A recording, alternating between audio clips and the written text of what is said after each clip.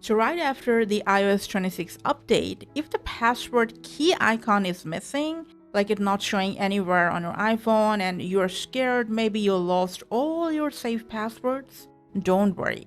Let's go ahead and quickly restore it once again.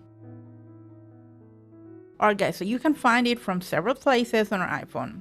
First of all, if you open settings and then scroll to the bottom of this section, tap on apps. In this alphabetic list, just go ahead and scroll and you will find your password option. You can enter it.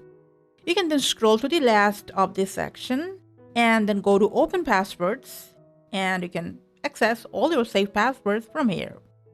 You can also go to your app library and you can find the password app or manually search for it, whatever you want. And then you can access your saved passwords from there as well.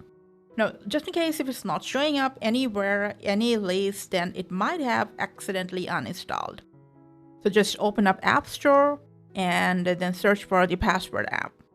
Just make sure it's the Apple's built-in password app, that's all. And then you're gonna just install it to your iPhone. Now after that, if you want it to be in front of your eyes all the time, just long press on it and drag it to your home screen, wherever it's easier for you to find out.